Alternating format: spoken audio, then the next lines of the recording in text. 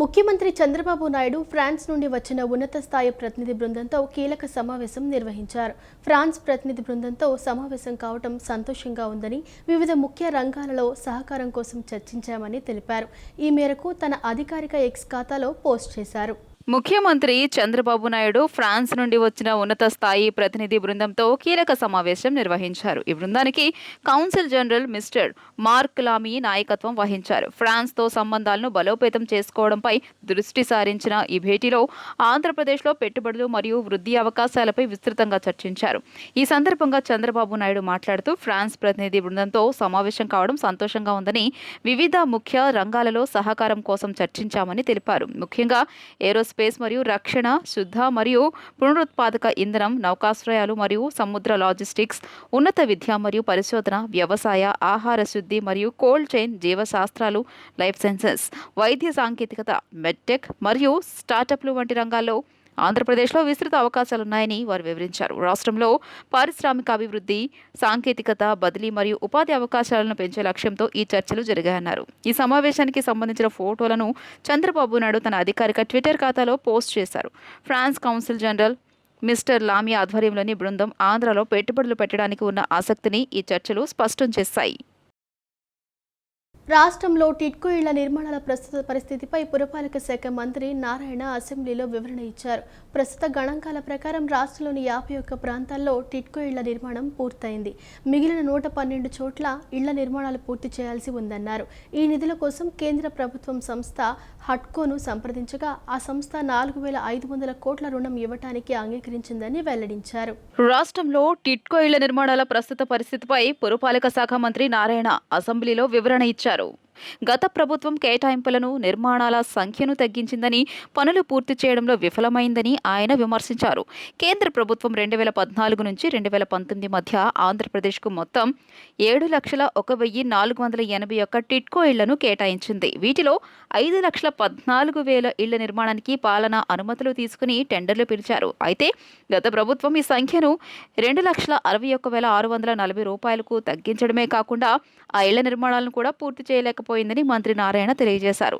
ప్రస్తుత గణాంకాల ప్రకారం రాష్ట్రంలోని 51 ప్రాంతాల్లో టిడ్కో ఇళ్ల నిర్మాణం పూర్తయిందని వెల్లడించారు.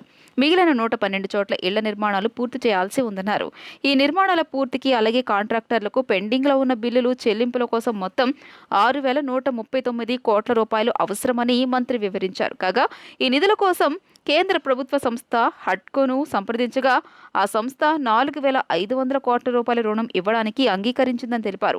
హట్కో నిధులు విడుదలైన వెంటనే పెండింగ్లో ఉన్న బిల్లులన్నింటినీ క్లియర్ చేసి నిర్మాణాలు పూర్తికి చర్యలు తీసుకుంటామని మంత్రి నారాయణ అసెంబ్లీకి హామీ ఇచ్చారు.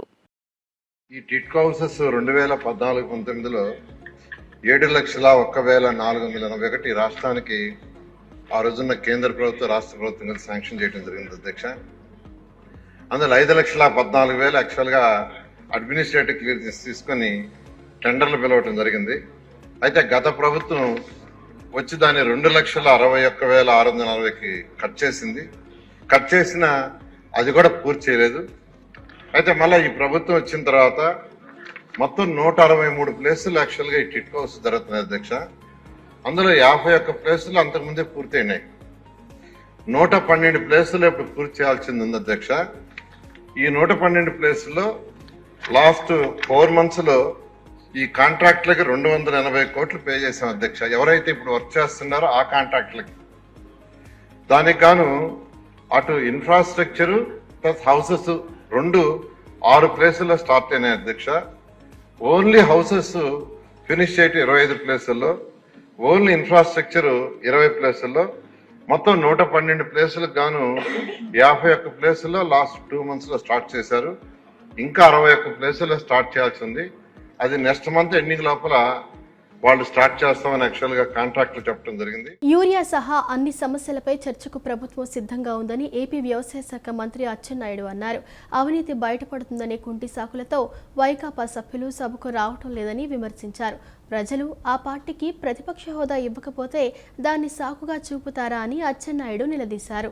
యూరియా సహా అన్ని సమస్యలపై చర్చకు ప్రభుత్వం సిద్ధంగా ఉందని ఏపీ వ్యవసాయ శాఖ మంత్రి అచ్చెన్నాయుడు అన్నారు. వైసీపీ నేతలు ఇకనైనా తప్పుడు ప్రచారాలు మానుకోవాలని ఆయన హితవు పలికారు. అసెంబ్లీ సమావేశాల ప్రారంభానికి ముందు మంత్రితో పాటు పలువురు ఎమ్మెల్యేలు, ఎమ్మెల్సీలు మీడియాతో మాట్లాడారు. అవినీతి బయటపడుతున్న కుంటి సాకులతో వైకాపా సభ్యులు సభకు రావడం లేదని అచ్చెన్నాయుడు విమర్శించారు. ప్రజలు ఆ పార్టీకి ప్రతి హోదా ఇవ్వకపోతే దాన్ని సాకుగా చూపుతారా అని నిలదీశారు. అవినీతి, అక్రమాలు బయటకు వస్తున్నందునే జగన్ అసెంబ్లీకి రావడం లేదని ఎమ్మెల్యే గోరంట్ల బుచ్చయ్య చౌదరి అన్నారు. తాడేపల్లి ప్యాలెస్లో కూర్చుని సొంత మీడియాతో మాట్లాడుకుంటున్నారని ఆయన ఎద్దేవా చేశారు. ప్రతిపక్ష నేతగా కూడా జగన్ పనికిరారని ప్రజలు ఆయన పక్కన పెట్టారన్నారు. సమస్యలపై చర్చకు ప్రభుత్వం సిద్ధంగా ఉందని మాజీ మంత్రి ఎమ్మెల్యే నిమ్మకాయల చినరాజప్ప అన్నారు. 14 మాసాల నుంచి ఆర్థికంగా సమస్యలున్న 5 సంవత్సరాలు నువ్వు రాష్ట్రాన్ని తగలపెట్టిన ఈరోజు కష్టపడి కేంద్ర ప్రభుత్వ సహకారంతో సంక్షేమాన్ని ఒకవైపు, అభివృద్ధిని ఒకవైపు 5 సంవత్సరాలు కుంటుపడినటువంటి ప్రాజెక్టులన్నీ గాడిలో పెట్టి పనిచేస్తుంటే నువ్వు చూడలేక కళ్ళు పొడుచుకొని నిరంతరం అబద్ధాల ప్రచారం చేస్తున్నావు. నువ్వు శాసనసభకు రా, బీఏసీకి రా, నీకు ఏ అంశాలు ఉన్నాయి, ఏ అంశాలు చర్చకి రావాలి, ఏ అనుమానాలు ఉన్నాయి నువ్వు ఇయ్యు. ఒకరోజు ఎక్కువైనా అన్నింటి మీద చర్చించడానికి ప్రభుత్వం సిద్ధంగా ఉంది. ఒకవేళ మీరు రాకపోయినా శాసనసభ పవిత్రమైనటువంటి సభ, ఈ సభను ఉపయోగించి అన్నింటి మీద చర్చిస్తాం. ఈరోజు యూరియా కానీ, ఈ 14 మాసాల్లో రైతులు మద్దతు ధర మీద కానీ, ఈరోజు పీపీపీ మోడల్లో మెడికల్ కాలేజీలు కానీ, ఏదైతే ఎన్నికల్లో ఇచ్చినటువంటి సూపర్ 6లో సూపర్ హిట్ చేసి అమలు చేసినటువంటి సంక్షేమ పథకాలు కానీ, నీ 5 సంవత్సరాల్లో తాళాలు వేసినటువంటి ఇరిగేషన్ మీద కానీ, వ్యవసాయం మీద కానీ కూలంకుషంగా చర్చించి ఈరోజు మీరు వచ్చినా రాకపోయినా శాసనసభ వేదికగా రాష్ట్ర ప్రజలకు తెలియచేయడానికి ప్రభుత్వం మేమందరం సిద్ధంగా ఉన్నాం. ఎప్పటికైనా మాటలు మానుకొని, ఎప్పటికైనా సరే నీ యొక్క ప్రబుద్ధిని గుర్తుపెట్టుకొని నువ్వు శాసనసభకు రా, ఏది అడిగినా సరే చెప్పడానికి మేము సిద్ధంగా ఉన్నాం. ఇంకొక పక్క నారా చంద్రబాబు నాయుడు గారిని, తెలుగుదేశం పార్టీని, కూటమి ప్రభుత్వాన్ని ఇష్టం వచ్చినట్టుగా మాట్లాడటం, మీరు బావిలో దూకండి అని చెప్పి మాట్లాడటం, ఇలా మాట్లాడుతూ ఉన్నారు. మేం కాదు దూకాల్సింది, సంక్షేమం చేసేవాళ్ళు, అభివృద్ధి చేసేవాళ్ళు, సంపద సృష్టించేవాళ్ళు, బడుగు బలహీన వర్గాల్ని హక్కున చేర్చుకున్న వాళ్ళని, వాళ్ళ జీవిత విధానాన్ని మార్చే నాయకులు బావిలో దూకక్కల. మీరు దూకాలి బావిలో. 3 రాజధానుల పేరుతో రాజధానియే లేకుండా చేసిన జగన్మోహన్ రెడ్డి బావిలో దూకాలి. దసరా సందర్భంగా ఇంద్రకీలాద్రిపై జరుగుతున్న ఏర్పాట్లను ఎంపీ కేశినేని శివనాథ్తో కలిసి హోంమంత్రి అనిత పరిశీలించారు. సాధారణ భక్తుల దర్శనానికే ప్రాధాన్యతనిస్తామని తెలిపారు. 4500 మంది పోలీస్ సిబ్బందితో పటిష్ట బందోబస్తు ఏర్పాటు చేస్తున్నామన్నారు. విజయవాడ ఉత్సవ్పై కనకదుర్గమ్మ కరుణ ఉందని, అమ్మతో ఎవరూ పెట్టుకోకూడదని హోంమంత్రి అనిత అన్నారు. హోంమంత్రి అనిత ఇంద్రకీలాద్రిపై కొలువైన దుర్గమ్మను దర్శించుకున్నారు. ఈ నెల 22 నుంచి అక్టోబర్ 2 వరకు ఇంద్రకీలాద్రిపై దసరా శరన్నవరాత్రి ఉత్సవాలు జరగనున్న నేపథ్యంలో కొండపై జరుగుతున్న ఏర్పాట్లను మంత్రి పరిశీలించారు. అనంతరం మోడల్ గెస్ట్ హౌస్లో అధికారులతో సమీక్ష నిర్వహించారు. ఈ సమీక్షలో ఎంపీ కేశినేని శివనాథ్, జిల్లా కలెక్టర్ లక్ష్మీషా, సిపి రాజశేఖర్ బాబు, దుర్గగుడి ఈవో వికే సేనానాయక్, ఇతర అధికారులు పాల్గొన్నారు. ఇంద్రకీలాద్రి ప్రాంగణంలో సీసీ కెమెరాలు, ట్రాఫిక్ క్యూ లైన్లు, వీఐపీ పాస్లపై మంత్రి అనిత సమీక్ష జరిపారు. అనంతరం ఆమె మాట్లాడుతూ దుర్గమ్మ దసరా శరన్నవరాత్రి ఉత్సవాలను ప్రజలంతా భక్తి శ్రద్ధలతో జరుపుకుంటారని, 15 లక్షల మంది భక్తులు ఈసారి దసరా ఉత్సవాలకు వస్తారని అంచనా వేస్తున్నామని అన్నారు. అందుకు తగ్గ ఏర్పాట్లు చేస్తున్నామని వెల్లడించారు. గతంలో ఎలాంటి ఇబ్బందులు లేకుండా దసరా ఉత్సవాల్ని దిగ్విజయంగా జరిపామని, అమ్మవారి దర్శనంలో సామాన్య భక్తులకు పెద్దపీట వేస్తామన్నారు. మహిళా భక్తులు పెద్ద సంఖ్యలో వస్తారని తెలుస్తోందని, వారి కోసం ప్రత్యేక ఏర్పాట్లు చేస్తున్నట్లు తెలియజేశారు. 4500 మంది పోలీసులతో భద్రతా ఏర్పాట్లు చేస్తున్నామని, సీసీ కెమెరాలతో పాటు 5 డ్రోన్లతో దసరా ఉత్సవాలను పర్యవేక్షించనున్నట్లు తెలియజేశారు. భవానీల కోసం ప్రత్యేక ఏర్పాట్లు చేస్తున్నామని పేర్కొన్నారు. విజయవాడ ఉత్సవ అమ్మవారి కరుణ ఉందని, ప్రభుత్వానికి మంచి పేరు వస్తుందని దొంగ అఫిడవిట్లు వేశారని ఆరోపించారు. కోర్టులను తప్పుదోవ పట్టిస్తున్న వారిపై కేసులు పెట్టాలన్నారు. ఎక్కడెక్కడ ఎలాంటి కార్యక్రమాలు చేపట్టాలి, ఏ విధంగా అయితే సామాన్య భక్తులకి అమ్మవారి దర్శన భాగ్యం కలిగించవచ్చు, ఎంతమంది ఎక్కువ సామాన్య భక్తులకి దర్శన భాగ్యం కలిగించాలన్న ఒకే ఒక ఎజెండాతో ఈరోజు ప్రభుత్వ యంత్రాంగం అంతా పనిచేయడం అనేది నిజంగా ఒక శుభపరిణామం కింద భావించాలి. ఎందుకంటే ఈరోజు సామాన్య భక్తుల తాలూకా కంఫర్ట్ దర్శనమే మెయిన్ ఎజెండాగా బేస్ చేసుకున్నాం. ఈరోజు అదే దర్శనం అంటే వచ్చి ఇలా తోసేసి వెళ్ళిపోయి ఇమీడియట్గా చేసే పరిస్థితి కాకుండా వచ్చిన ప్రతి భక్తుడు కూడా తృప్తిగా అమ్మవారి దర్శనం చేసుకుని ప్రశాంతంగా క్షేమంగా తిరిగి వాళ్ళ ఇళ్ళకి చేరుకునేటట్టుగా వెళ్ళాలి. అదేవిధంగా మీ అందరికీ తెలుసు, సుమారుగా లాస్ట్ టైమే 13 లక్షల మంది భక్తులు అంటే ఈ సంవత్సరం మేము వేసుకున్నది కదా 15 లక్షలకి పైన ఈరోజు భక్తులందరూ కూడా వస్తారన్న ఆలోచన ఉంది. అదేవిధంగా కొంతమంది మహిళా భక్తులు కూడా ఎక్కువ మంది పెరుగుతారు అన్న ఆలోచన కూడా ఉంది. దానికి తగ్గట్టుగా ఈరోజు అన్ని సౌకర్యాలు ఏర్పాటు చేయడం, భద్రతకు సంబంధించి కానీ అడ్మినిస్ట్రేషన్కి సంబంధించి కానీ అన్ని సౌకర్యాలు కల్పించడం, దాని మీద ప్రత్యేకమైన దృష్టి పెట్టడం జరిగింది. మేము కూడా ఇందాక మంత్రి గారు చెప్పినట్టు స్వయం నియంత్రణ పాటిస్తాం. తప్పకుండా సామాన్య భక్తుడికి అవకాశం కల్పించి అందరికీ కూడా చక్కటి దర్శన భాగ్యం కలిగించే విధంగా జిల్లా అధికారులకి మేము కూడా సహకరిస్తా అందరం కలిసికట్టుగా వెళ్తామని తెలియజేసుకుంటా మరొక్కసారి అందరికీ ధన్యవాదాలు. ఈసారి ఖచ్చితంగా ఎటువంటి పరిస్థితుల్లో ముఖ్యంగా ఇప్పుడే గౌరవ హోంశాఖ మంత్రి చెప్పారు, ఎక్కువ ఉమెన్ పోలీస్ని ఎక్కువ పెట్టమని చెప్పేసి వారు చెప్పడం జరిగింది. సో జిల్లా కలెక్టర్ గారితో కూడా మాట్లాడడం జరిగింది. మహిళా పోలీస్ సేవలను కూడా మనము ఈసారి ఉపయోగించుకోవాల్సిన అవసరం ఉంది. అదేవిధంగా కొంత జిల్లా ఎస్పీస్ కూడా వాళ్ళని కూడా మనము రిక్వెస్ట్ చేయడం జరిగింది. మంచి అంటే ఎక్కువ పోలీస్ పర్సనల్, ఎక్కువ ఏజ్డ్ పోలీస్ పర్సన్ కాకుండా కొంత యాక్టివ్గా ఉన్న పోలీస్ పర్సనల్ని ఈసారి పంపించమని వారిని అభ్యర్థించడం జరిగింది.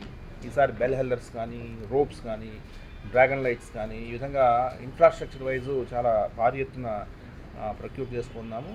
ఈసారి అందరికీ సంతృప్తి పరిచే రీతిలో కొంత, ఎందుకంటే ప్రతి సంవత్సరం కూడా ట్రాఫిక్ అనేది ఒక ఇష్యూ అవుతూ ఉంటుంది.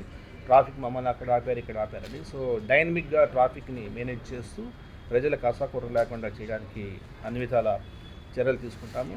ఖచ్చితంగా పోయినసారి కంటే కూడా చాలా ఘనంగా చాలా ప్రజలు మెచ్చే రీతిలో పోలీస్ శాఖ పనిచేస్తుందని చెప్పి హామీ ఇస్తుంది. సామాన్య ప్రజలకు మెరుగైన వైద్యం అందించే లక్ష్యంతో ప్రజలపై భారం పడకుండా ప్రభుత్వం పీపీపీ విధానంలో మెడికల్ కాలేజీలను పూర్తి చేయాలని భావిస్తోందని మంత్రులు కొండపల్లి శ్రీనివాస్, వాసంశెట్టి సుభాష్ స్పష్టం చేశారు.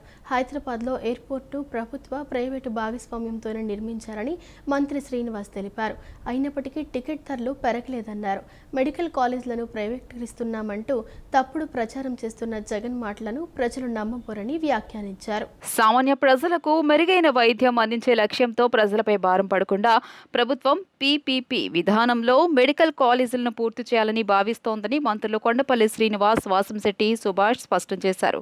కానీ 11 వైద్య కళాశాలలను ప్రైవేటీకరణ చేస్తున్నారంటూ మాజీ సీఎం జగన్ అబద్ధాలు ప్రచారం చేస్తున్నారని మండిపడ్డారు. మెడికల్ కాలేజీల ప్రైవేటీకరణ ప్రచారం పూర్తిగా అవాస్తవమన్నారు. సచివాలయంలో మీడియాతో మంత్రులు మాట్లాడారు. తొలుత మంత్రి శ్రీనివాస్ మాట్లాడుతూ గత ప్రభుత్వం 17 మెడికల్ కాలేజీలను మంజూరు చేయించి కేవలం 5 కాలేజీలకు అరాకొరగా భవనాలు మాత్రమే నిర్మించిందన్నారు. అది కూడా కేంద్రం సొమ్మే అని రాష్ట్ర ప్రభుత్వ వాటా రూపాయి కూడా వెచ్చించలేదన్నారు. 17 మెడికల్ కాలేజీల్లో 3 కేంద్ర ప్రాయోజిత పథకం కింద 14 కేంద్ర రాష్ట్ర భాగస్వామ్యంతో చేపట్టారని పేర్కొన్నారు. అన్నీ పూర్తి చేశామని జగన్ చెబుతున్నా పూర్తి స్థాయిలో ఏమీ జరగలేదు. 3 కాలేజీలకు కేంద్రం ఇచ్చిన 975 కోట్ల రూపాయలు మాత్రమే వినియోగించారని వెల్లడించారు.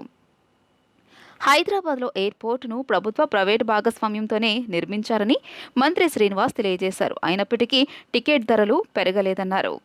మెడికల్ కాలేజీలను ప్రైవేటీకరిస్తున్నామంటూ తప్పుడు ప్రచారం చేస్తున్న జగన్ మాటలను ప్రజలు నమ్మబోరని చెప్పారు. హెల్త్, వెల్త్, హ్యాపీ నినాదంతో 1150 పీహెచ్సీలను ఆధునీకరిస్తున్నామని, గిరిజన ప్రాంతాల్లో వైద్య సేవలు మెరుగుపరచడంతో పాటు 5 కోట్ల మందికి 25 లక్షల రూపాయల ఆరోగ్య బీమా అమలు చేస్తున్నట్టు తెలిపారు. యూరియా కొరత అంటూ జగన్ అంటుకో తప్పుడు ప్రచారం చేశారని మంత్రి సుభాష్ మండిపడ్డారు. తాజాగా మెడికల్ కాలేజీలపై ఫేక్ ప్రచారం చేస్తున్నారని ఆగ్రహం వ్యక్తం చేశారు. 5 కాలేజీల నిర్మాణానికి 671 కోట్ల రూపాయలు మాత్రమే ఖర్చు పెట్టి 17 కాలేజీలు కట్టామని సిగ్గు లేకుండా చెప్పుకుంటున్నారని విమర్శించారు. వైద్య కళాశాలలు ప్రారంభించాలంటే ఎంబీబీఎస్ తరగతి గదులు ఉండాలనే నిబంధన పాటించకుండా 500 సీట్లు ప్రైవేటీకరణ చేసింది జగన్ కాదా అని నిలదీశారు. 11 సీట్లకే పరిమితం చేసిన జగన్కు ఇంకా బుద్ధి రాలేదన్నారు. ఎవరైతే ప్రతిపక్ష పార్టీ నాయకులు, మాజీ ముఖ్యమంత్రి వర్యులు జగన్మోహన్ రెడ్డి గారు గత కొన్ని రోజులుగా మెడికల్ కాలేజ్ గురించి చాలా పెద్దగా చెప్తున్నారు. ఆ విషయం మేము ప్రజానీకానికి తెలియజేయాల్సిన అవసరం ఉంది కాబట్టి ప్రెస్ మీట్ ద్వారా కన్వే చేస్తున్నాము. ఆయన 17 కాలేజీలు శాంక్షన్ చేసుకొచ్చి 17 కాలేజీల్లో 3 సెంట్రలీ స్పాన్సర్డ్ స్కీమ్స్ కాలేజెస్, అలాగే 14 స్టేట్ అండ్ సెంటర్ కొలాబరేటర్తో స్టార్ట్ చేసినటువంటి కాలేజెస్. రాష్ట్రం నుంచి ₹1 కూడా ఈ కాలేజెస్ కట్టడానికి ఎటువంటి ఉపయోగం జరగలేదనే విషయాన్ని ప్రజలకు తెలియజేస్తున్నాం. ఎలాగైతే అమలు చేశారో, ఒక సక్సెస్ఫుల్ మోడల్ ఎలాగైతే తీసుకొచ్చారో, అలాంటి మోడల్లే ఈ మెడికల్ కాలేజెస్ ఏవైతే మనం ఇనిషియేట్ చేశారో, గత ప్రభుత్వం ఇనిషియేట్ చేశారో, దాన్ని పూర్తి చేయాలని ఒక బాధ్యతతో ఈరోజు గౌరవ ముఖ్యమంత్రి గారు P3 మోడల్లో తీసుకొచ్చారు. కూటమి చేస్తున్న ప్రతి మంచి పనిని కూడా విషాన్ని నింపుదామనే ప్రయత్నం చేస్తున్నారు తప్ప వాళ్ళు ఒక రాంగ్ డైరెక్షన్లో ప్రజలను తీసుకెళ్దాం అనే ఆలోచనతోనే ముందుకు వెళ్తూ ఉన్నారు. ఏదైతే MBBS ఏదైతే ఈ మెడికల్ కాలేజీల్లో వాళ్ళు చేస్తున్న హంగామా మరి అంతా ఇంత కాదు. మొన్న మాట్లాడుతూ ఆయన ఆహా ఓహో అన్నారు, ఆహా ఓహో అంటారా అవి చూస్తాయని చెప్తా ఉన్నారు. మరి ఆల్రెడీ వాళ్ళు చేసిన విన్యాసాలకి ప్రజలు ఆహా ఓహో అనే 11 సీట్లకు పరిమితం చేశారు. ఈ రోజున ఏదైతే వీళ్ళు ప్రారంభించేసాం మేము 5 కాలేజీలు అని చెప్తా ఉన్నారో, సుమారు 5 కాలేజీలు ప్రారంభించడానికి అవసరమైన నిధులు అది కూడా పూర్తిగా కేంద్రం ఇచ్చిన నిధులతోనే వాళ్ళు ఈ కాలేజీలు నిర్మించడం జరిగింది. అది అరకొరగా నిర్మించడం జరిగింది. ఎక్కడ ఏ ఫెసిలిటీస్ లేకుండా అవి నిర్మించడమే కాకుండా. కృష్ణా జిల్లా గన్నవరం మండలంలోని కేసరపల్లి గ్రామ పంచాయతీని సెంట్రల్ ప్రెస్ ఇన్ఫర్మేషన్ అధికారుల బృందం సందర్శించింది.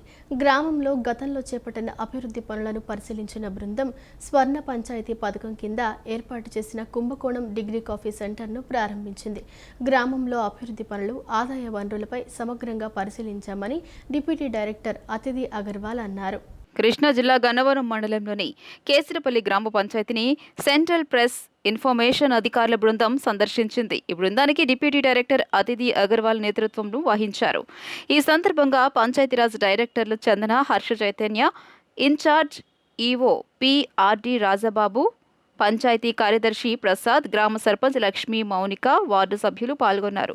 గ్రామంలో గతంలో చేపట్టిన అభివృద్ధి పనులను పరిశీలించిన బృందం స్వర్ణ పంచాయతీ పథకం కింద ఏర్పాటు చేసిన కుంభకోణం డిగ్రీ కాఫీ సెంటర్ను ప్రారంభించింది. గ్రామంలో ఆదాయ వనరులు, house tax, water tax, commercial tax వంటి అంశాలపై అధికారులు ఆరా తీశారు. అలాగే స్వర్ణ పంచాయతీ పథకం కింద ప్రారంభించిన ఆన్లైన్ పేమెంట్ విధానం గురించి వివరాలు తెలుసుకున్నారు. డిప్యూటీ డైరెక్టర్ అతిథి అగర్వాల్ మాట్లాడుతూ గ్రామంలో అభివృద్ధి పనులు, ఆదాయ వనరులపై సమగ్రంగా పరిశీలించామని, పంచాయతీ అధికారులు, ప్రజాప్రతినిధుల పనితీరు సంతృప్తికరంగా ఉందని తెలియజేశారు. పెనమలూరు నియోజకవర్గంలో గత ఏడాది బుడమేరు వరద కారణంగా తెగిన కట్టలను వెంటనే పూడ్చాలని ఎమ్మెల్యే బోడే ప్రసాద్ ప్రభుత్వాన్ని కోరారు. విజయవాడకు దిగువన ఉన్న తన నియోజకవర్గంలో 3 చోట్ల బుడమేరు కట్ట తెగి గ్రామాలు జలమయమైన విషయాన్ని గుర్తు చేశారు. గండ్ల పూడ్చివేతలో ఆలస్యం, గత నెలలో వరదల వల్ల పడిన ఈ గండ్లను నేటికి పూడ్చకపోవడం పట్ల ఎమ్మెల్యే ప్రసాద్ ఆందోళన వ్యక్తం చేశారు. ప్రమాదవశాత్తు క్లౌడ్ బరస్ట్ వంటి సంఘటనలు జరిగితే లోతట్టు ప్రాంతాలన్నీ మునిగిపోయే ప్రమాదం ఉంది అని ఆయన హెచ్చరించారు. కంకిపాడు మండలంలోని ఉప్పులూరు, తెన్నేరు, వంతెన గ్రామాలు గత వరదలకు తీవ్రంగా ప్రభావితమయ్యాయని తెలిపారు. ప్రమాదం ముంచుకు రాకముందే ప్రభుత్వం త్వరితగతిన చర్యలు తీసుకుని బుడమేరు కట్టల గంటలను పూడ్చాలని ఆయన విజ్ఞప్తి చేశారు. గత సంవత్సరం విజయవాడ బుడమేరు కట్టలు దిగి ముంపుకు గురైంది ఏ విధంగా మనం అందరం కూడా చూసాం. విజయవాడకి దిగువ ప్రాంతంలో మేమున్నాం. మాకు 3 చోట్ల ఈ బుడమేరు కట్టలు దిగి గ్రామాలపైకి నీరంతా వచ్చింది. ఇప్పుడు సమస్య ఏంటంటే పైనంతా కాంక్రీట్ వాల్స్ తోటి అన్నీ కూడా చేశారు.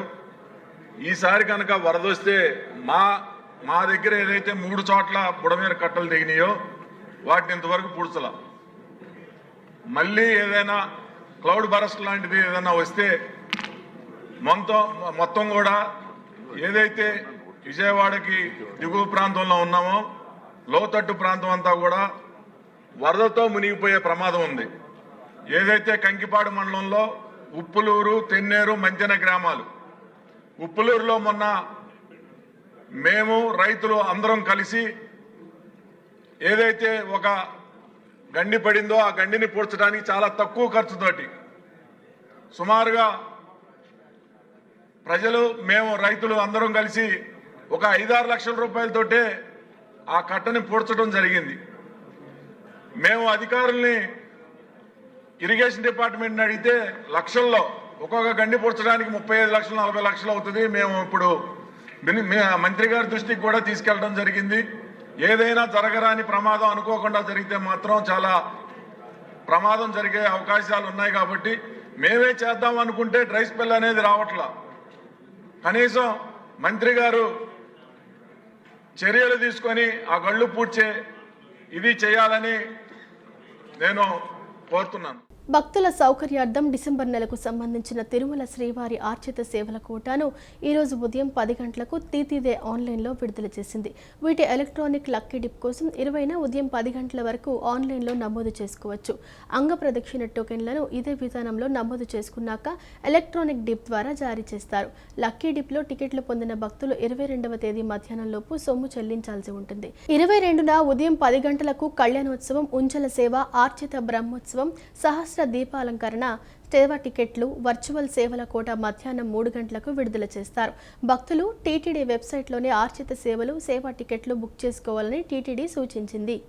2024లో వచ్చిన ఇంటిగ్రేటెడ్ గ్రీన్ ఎనర్జీ పాలసీలో రియల్ టైమ్ అనే నిబంధనలతో పారిశ్రామికీకరణకు విఘాతం కలుగుతుందని మైలవరం ఎమ్మెల్యే వసంతకృష్ణ ప్రసాద్ పేర్కొన్నారు. ఆంధ్రప్రదేశ్ రాష్ట్ర అసెంబ్లీ సమావేశాల్లో పాల్గొన్న ఎమ్మెల్యే వసంతకృష్ణ ప్రసాద్ గురువారం మాట్లాడుతూ 2024లో ఈ పాలసీలో సాంప్రదాయేతర విద్యుత్ వనరులు, సోలార్, విండ్ పవర్ నుంచి 15 నిమిషాల్లో ఉత్పత్తి అయిన విద్యుత్ను అదే 15 నిమిషాల్లో సద్వినియోగం చేసుకోవాలని రియల్ టైమ్ అనే పేరుతో క్లాజ్ పెట్టారన్నారు. సోలార్, విండ్ ఈ రెండు ప్రకృతిపై ఆధారపడి విద్యుత్ను ఉత్పత్తి చేస్తాయన్నారు. సోలార్ సూర్యరశ్మిపై, విండ్ పవర్ వాయువుపై ఆధారపడి విద్యుత్ను ఉత్పత్తి చేసే క్రమంలో అదే సమయంలో పరిశ్రమలు ఆయా విద్యుత్ను ఉపయోగించుకోవటం అసాధ్యమన్నారు. సోలార్ పవర్ జనరేషన్ మేఘాలు అడ్డం వస్తే ఆగిపోతుందని, విండ్ పవర్ ఏడాదిలో 4 నెలలు మాత్రమే ఉత్పత్తి అవుతుందన్నారు. అట్లాగే ఏపీఆర్సీ కూడా పూర్తి కమిటీ లేనందువల్ల ఈ సమస్యల మీద పరిశ్రమలు అప్పీల్ చేసుకుంటే వాటిని కూడా పరిష్కరించే నాదు లేకుండా అయింది. దయచేసి మంత్రి గారితో ఈ విషయాన్ని పలు సందర్భాల్లో చర్చించడం జరిగింది అధ్యక్ష. ఈ 2024 ఏవైతే ఇంటిగ్రేటెడ్ క్లీన్ ఎనర్జీ పాలసీలో మన ఆరుమల్లి రాధాకృష్ణ గారు చెప్పినట్టు రియల్ టైం అనే పదం ఈ భవిష్యత్తులో మనం ఏమైతే పెద్ద ఎత్తున ఉత్పత్తి చేద్దాం అనుకున్నామో ఆ ప్రయత్నానికి పెద్ద విఘాతం కలుగుతా ఉంది. లైన్ లాసెస్, బ్యాంకింగ్ లాసెస్ రూపేణా 8% ప్రభుత్వం తీసుకుంటా ఉంది. పగలు విద్యుత్తుని సాయంత్రం పీక్ అవర్స్ లో కనుక ప్రభుత్వం సరఫరా చేయాలంటే ప్రభుత్వానికి నష్టం వస్తే 8% కాకపోతే 12% బ్యాంకింగ్ ఛార్జెస్ తీసుకోవచ్చు, లేదా 15% తీసుకోవచ్చు. అని కొత్తగా పరిశ్రమలకి క్యాపిటల్ పవర్ కింద తీసుకోవాలంటే వీళ్ళు పెట్టిన నిబంధనలు తీవ్రమైన ఇబ్బందికరం. ఇది చంద్రబాబు నాయుడు గారు లాంటి ప్రభుత్వంలో, దారిద్ర్య ప్రభుత్వంలో ఆ నిబంధన పూర్తిగా ప్రభుత్వం దృష్టి పెట్టి సవరణ చేయాలని చెప్పి మీ ద్వారా ప్రభుత్వాన్ని మంత్రి గారు కోరుతాను అధ్యక్ష. ధన్యవాదాలు. విజయవాడ ఉత్సవ్ను విజయవంతం చేయాలని కోరుతూ టీడీపీ యువనేత గద్దె క్రాంతికుమార్ ఆధ్వర్యంలో నిన్న సాయంత్రం నగరంలో బైక్ ర్యాలీ నిర్వహించారు. క్రీస్తురాజపురం, గుణదల, మాచవరం, మొగల్రాజపురం ప్రాంతాలలో బైక్ ర్యాలీ సాగింది. యువత పెద్ద ఎత్తున పాల్గొని బైక్ ర్యాలీని విజయవంతం చేశారు. ఈ సందర్భంగా గద్దె క్రాంతికుమార్ మాట్లాడుతూ విజయవాడ ఉత్సవ్ కార్యక్రమం విజయవంతం చేసి దేశ చరిత్రలో విజయవాడ నగరానికి మంచి గుర్తింపు తెస్తామని తెలిపారు. ఈ ర్యాలీలో దాసరి గాబ్రియేలు, పడాల గంగాధర్, చెన్నుపాటి ఉషారాణి, రత్నశ్రీ, పటమట సతీష్ చంద్ర తదితరులు పాల్గొన్నారు. మన విజయవాడ దసరా మహోత్సవాలని అడ్వర్టైజ్ చేస్తూ ఒక ర్యాలీ చేయటం జరుగుతూ ఉంది. దాదాపుగా అమ్మ కళ్యాణ మండపం దగ్గర మొదలయ్యి గుణదల మీదుగా ఏలూరు రోడ్ మీదుగా పెన్నంనేని పాలిక్లినిక్ రోడ్ మీదుగా ట్రెండ్ సెట్ దాకా బెన్ సర్కిల్ దాకా ర్యాలీ చేయడం జరుగుతూ ఉంది. టూరిజం పెరగడానికి కూడా ఉపయోగపడేలాగా ఈ ఉత్సవాలని మన కూటమి ప్రభుత్వం, చంద్రబాబు నాయుడు గారు, లోకేష్ గారు, పవన్ కళ్యాణ్ గారు అందరూ కూడా కలిసి గొప్పగా చేయటం జరుగుతూ ఉంది.